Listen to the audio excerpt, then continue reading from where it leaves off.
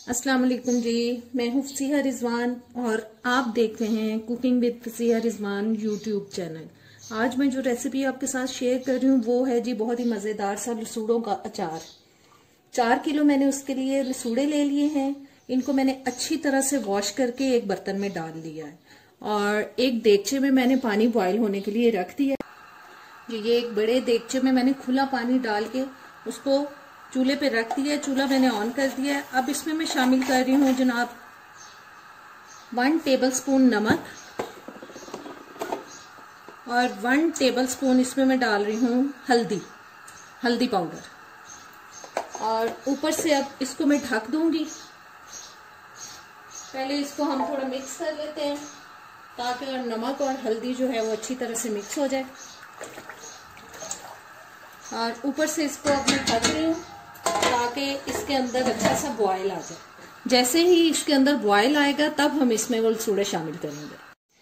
पानी में बॉयल आ चुका है और अब इसमें मैं ये लसूड़े शामिल कर रही हूँ सारे।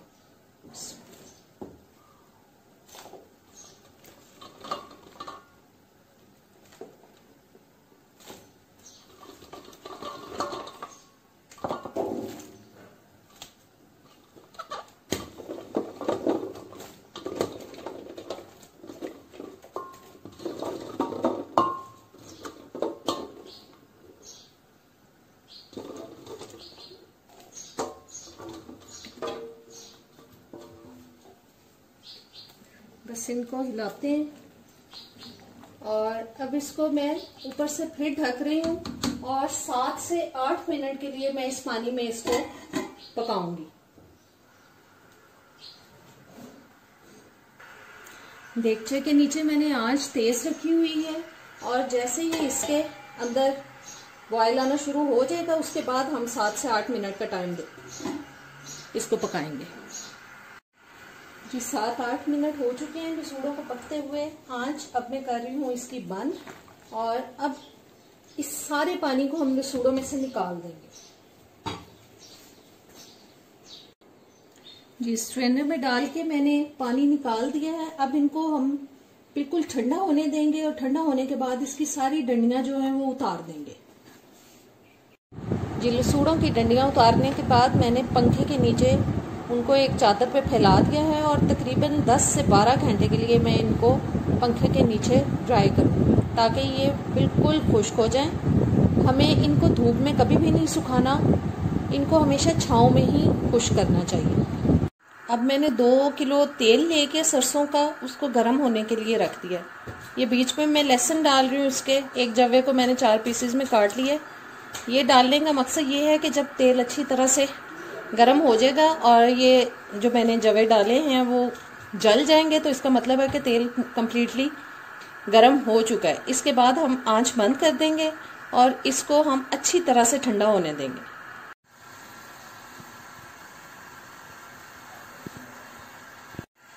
और ये देखें इसके ऊपर कितना झाग आ रहा था ऑयल के ऊपर, वो तकरीबन ख़त्म हो चुका है और जवे भी जल चुके हैं। ये देखें ब्राउन हो चुके हैं जवे लहसुन के और इनको मैं निकाल दूंगी। तेल को गर्म करने का मकसद ये होता है कि तेल के अंदर जो जर्म्स वगैरह हैं वो बिल्कुल ख़त्म हो जाएं। और अब इसको मैं आंच मैंने कर दी है बंद और इसको अब मैं कंप्लीटली ठंडा करूंगी। उसके बाद हम इसको अचार में शामिल करेंगे।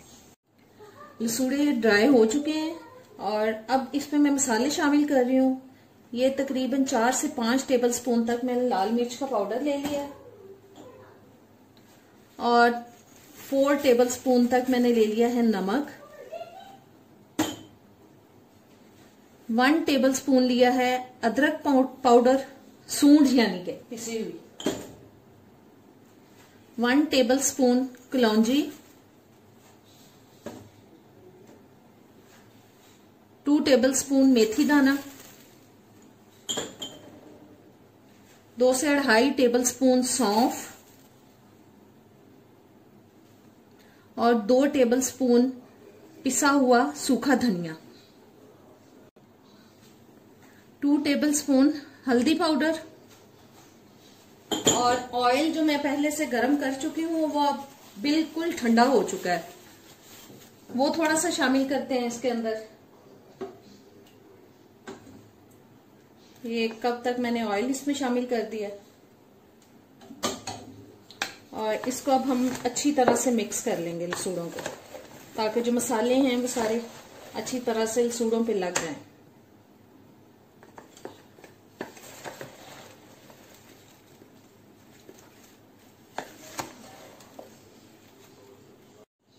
मसाले सारे अच्छी तरह से लसूड़ों के ऊपर लग चुके हैं और अब इसको हम किसी डिब्बे में डालते हैं। ये एक मैंने डिब्बा ले लिया और अब इस अचार को हम इसमें डालते हैं।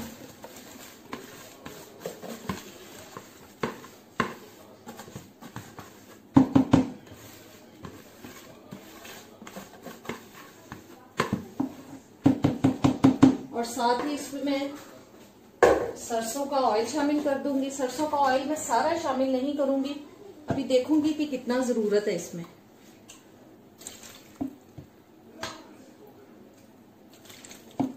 ऑयल जो है वो हमेशा अचार से थोड़ा ऊपर ही होना चाहिए, उससे आपका अचार खराब नहीं होता और उसके अंदर फफूंदी नहीं लगती। जी ऑयल मैंने डाल दिया है, तकरीबन 1.5 किलो तक ऑयल डल गया है इसके अंदर।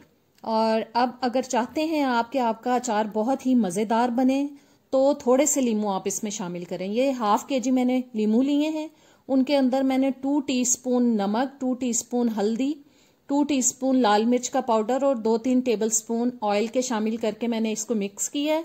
और अब मैं ये इसमें डाल रही हूँ और मैंने अभी इसको काटा था, पहले से काट के नहीं रखा।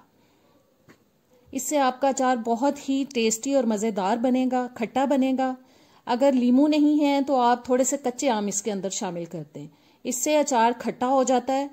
अगर आप नहीं शामिल करेंगे तो आपका अचार अच्छा बनेगा लेकिन उसके अंदर खटाई नहीं आएगी, वो सिर्फ नमकीन ही होगा। बस अब अच्छी तरह से मैंने इसको मिक्स कर दिया है और ये अचार 1 हफ्ते में तकरीबन बिल्कुल तैयार हो जाएगा।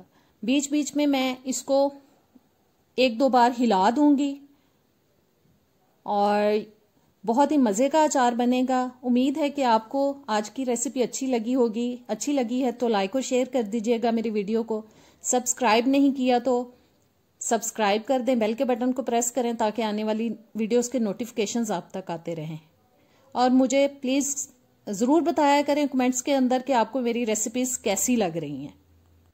और अब इजाज़त चाहती हूँ मैं आपसे, नेक्स्ट वीडियो में मिलेंगे। अल्लाह हाफ़िज़।